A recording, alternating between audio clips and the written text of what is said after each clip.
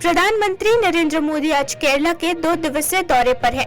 प्रधानमंत्री मोदी ने त्रिशूर के गुरुवायूर मंदिर में पूजा अर्चना की। वहीं उन्होंने कोची में 4000 करोड़ रुपए से अधिक की परियोजनाओं का उद्घाटन किया।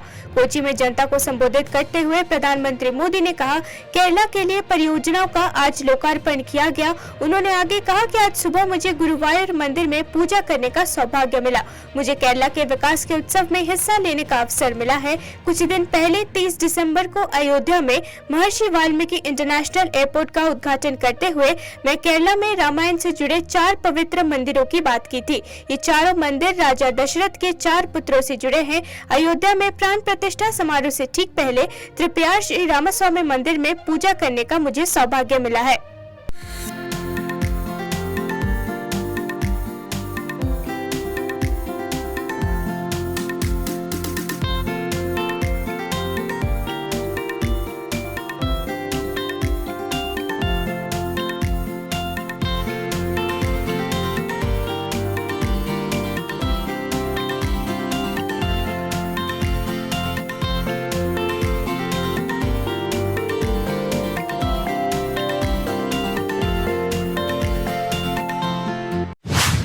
तमिलनाडु के खेल मंत्री उदयनिधि स्टालिन ने मदुराई में सांडों को वश में करने वाले खेल जल्लीकट्टू को हरी झंडी दिखाई। कार्यक्रम शुरू होने से पहले बैलों का स्वास्थ्य परीक्षण किया गया।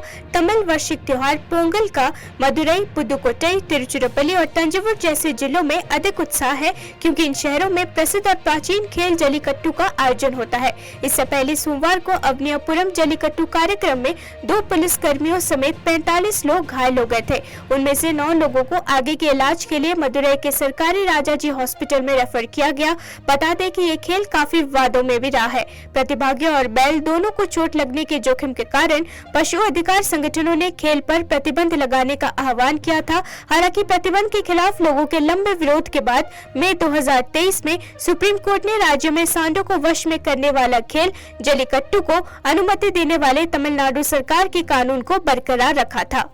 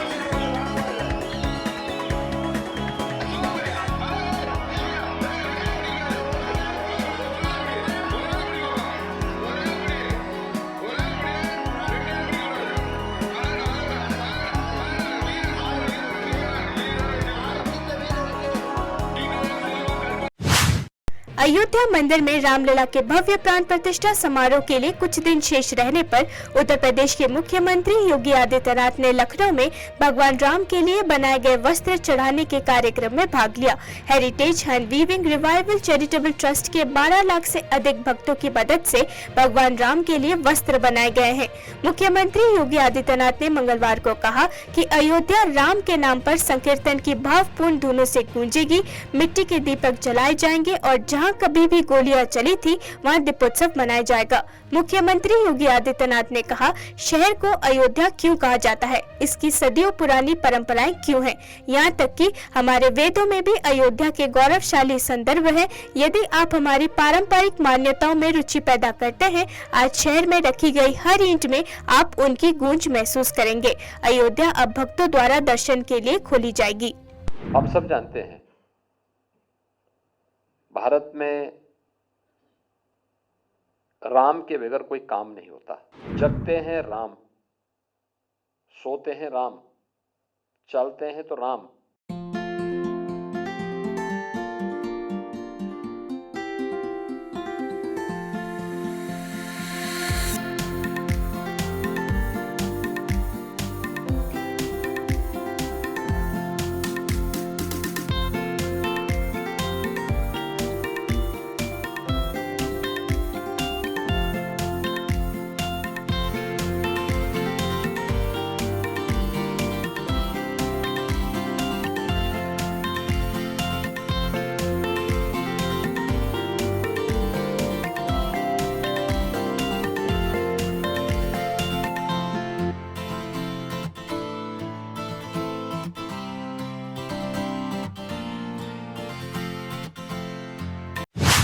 प्रधानमंत्री नरेंद्र मोदी के केरला दौरे के आज दूसरा दिन है। केरला के गुरुवायूर मंदिर में प्रधानमंत्री नरेंद्र मोदी फिल्म अभिनेता और राजनेता सुरेश गोपी की बेटी की शादी में भी शामिल हुए। इस दौरान प्रधानमंत्री ने नवविवाहित जोड़े को आशीर्वाद दिया। इस मौके पर मशहूर फिल्म अभिनेता मोहनलाल समेत कई अन्य हस्तियां भी मौजूद रहीं।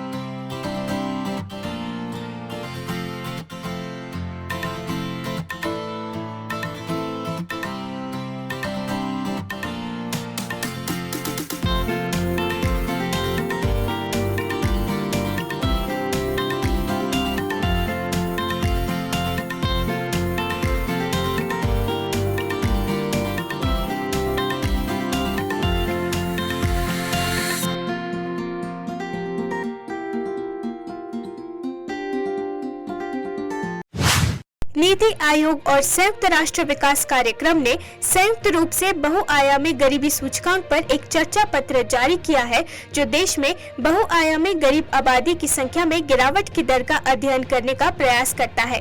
रिपोर्ट में अनुमान लगाया गया है कि भारत 2030 से पहले बहुआयामी गरीबी को आधा करने के सतत विकास लक्ष्य को हासिल कर लेगा। इससे सबसे कमजोर और वंचितों के जीवन को बेहतर बनाने के लिए सरकार के निरंतर समर्पण और दृढ़ प्रतिबद्धता को श्रेय दिया गया है।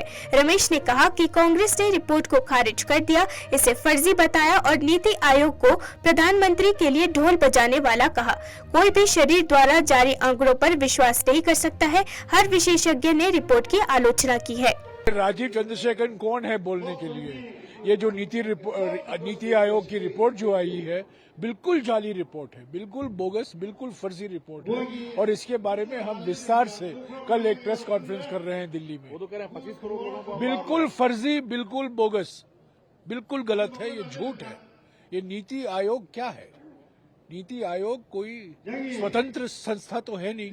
वो प्रधानमंत्री की ढंढोरा पीटने के लिए बैठे हुए हैं। वो चीयर लीडर है, ड्रम बीटर हैं प्रधानमंत्री के। तो ये जो आंकड़े निकाले गए हैं नीति आयोग की रिपोर्ट में, इसमें कोई भी विश्वास नहीं कर सकता। सभी विशेषज्ञों ने इसकी आलोचना की है। कल आप असम जा रहे हैं। असम के मुख्यमंत्री ने कल जब राहुल जी ने कहा कि मैं प्रैक्टिशनर हिंदू हूँ, दिल से हिंदू हूँ, उन्होंने बयान। राहुल जी ने क्या कहा? राहुल जी ने कहा कि धर्म एक निजी मसला है, निजी मामला है। आस्था हर व्यक्ति रखता है या रखती है अपने धर्म पर ये धर्म का जो दुरुपयोग हो रहा है राजनीतिक लाभ के लिए, चुनावी लाभ के लिए, उसके विपक्ष में हम हैं। ऑल इंडिया मजलिस-ए-इत्तेहादुल मुस्लिमीन के चीफ असदुद्दीन ओवैसी ने कहा है कि वो अल्लाह के सिवाय किसी से नहीं डरते हैं, फिर चाहे वो देश के प्रधानमंत्री नरेंद्र मोदी ही क्यों न हो। हैदराबाद से सांसद ने इस दौरान और लोगों को भी सलाह दी कि वो न तो प्रधानमंत्री मोदी से डरे और न ही केंद्रीय गृह मंत्री अमित शाह से, वो सिर्फ और सिर्फ ऊपर वाले से डरे। AIMIM के चीफ की ओर से बातें बुधवार को माइक्रो ब्लॉगिंग मंच एक्स के जरिए कही गई। उन्होंने 36 सेकंड्स का एक वीडियो शेयर करते हुए एक्स हैंडल पर लिखा था, हम सिर्फ जमीन और आसमान को बनाने वाले से डरते हैं, बाकी किसी से भी नहीं डरते हैं। अडानी समूह ने तेलंगाना में 12,400 करोड़ रुपए का निवेश करने का फैसला किया है। तेलंगाना सरकार और अडानी ग्रुप के बीच 4 MOU पर हस्ताक्षर भी हुए हैं। दुबई में चल रही वर्ल्ड इकोनॉमिक फोरम के दौरान तेलंगाना के मुख्यमंत्री रेवंत रेड्डी और अडानी ग्रुप के चेयरमैन गौतम अडानी की उपस्थिति में इस समझौतों पर हस्ताक्षर किए गए। तेलंगाना सरकार के मुताबिक इस निवेश से राज्य की आर्थिक प्रगति में और बढ़ोतरी होगी। साथ ही तेलंगाना में ग्रीन एनर्जी विकास की दिशा में बेहतर काम किया जा सकेगा। अडानी एंटरप्राइजेस लिमिटेड राज्य में 5000 करोड़ रुपए के निवेश से 100 मेगावाट का डेटा सेंटर बनाने को राजी हुई है। इसे ग्रीन एनर्जी से रोशन किया जाएगा। ये डेटा सेंटर लगभग 5 साल में बनकर तैयार हो जाएगा। इस प्रोजेक्ट के लिए राज्य के सूक्ष्म एवं लघु उद्योग और स्टार्टअप को भी मदद मिलेगी, जो कि सप्लायर के तौर पर इसमें जुड़ेंगे। इससे लगभग 600 लोगों को रोजगार मिलेगा। कांग्रेस नेता राहुल गांधी ने नागा शांति समझौते को लेकर प्रधानमंत्री नरेंद्र मोदी को घेरा है। उन्होंने कहा है कि अगर प्रधानमंत्री मोदी के पास शांति समझौते का समाधान नहीं था तो फिर उन्हें झूठ नहीं बोलना चाहिए था। राहुल गांधी इन दिनों कांग्रेस की भारत जोड़ो न्याय यात्रा कर रहे हैं, जिसकी शुरुआत मणिपुर से हुई।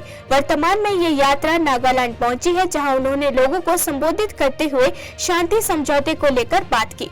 नागालैंड के मोकोजुंग में लोगों से शांति समझौते को लेकर बात करते हुए कांग्रेस नेता राहुल गांधी ने कहा, मुझे शर्म आती है कि भारतीय प्रधानमंत्री नरेंद्र मोदी ने 9 साल पहले नागालैंड के लोगों से वादा किया था, लेकिन इस बारे में कुछ नहीं किया। अगर आपके पास कोई समाधान नहीं है तो आपको इस बारे में झूठ नहीं बोलना चाहिए। राहुल गांधी ने आगे कहा कि प्रधानमंत्री मोदी ये कह सकते थे कि अभी हमें समाधान पर काम करने की जरूरत है और हम इस पर काम करेंगे।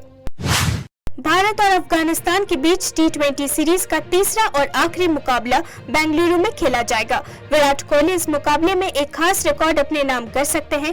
कोहली के पास T20 में 12,000 रन पूरे करने का मौका है। इसके लिए उन्हें महज 6 रनों की जरूरत है। T20 क्रिकेट में सबसे ज्यादा रन बनाने का रिकॉर्ड क्रिस गेल के नाम दर्ज है। टीम इंडिया ने अफगानिस्तान के खिलाफ सीरीज में 2-0 की अजय बढ़त बना ली है। विराट ने T20 फॉर्मेट में अभी तक 375 मैच खेले हैं। इस दौरान उन्होंने 11,994 रन बनाए हैं। कोहली ने इस फॉर्मेट में 8 शतक और 91 अर्धशतक लगाए हैं। वो 12,000 रन पूरे करने के करीब पहुंच गए हैं। कोहली 6 रन बनाते ही ये उपलब्धि हासिल कर लेंगे। इसके साथ ही वो T20 में सबसे तेज 12,000 रन बनाने वाले खिलाड़ी भी बन जाएंगे। कोहली का सर्वश्रेष्ठ T20 स्कोर नाबाद 122 रन रहा है।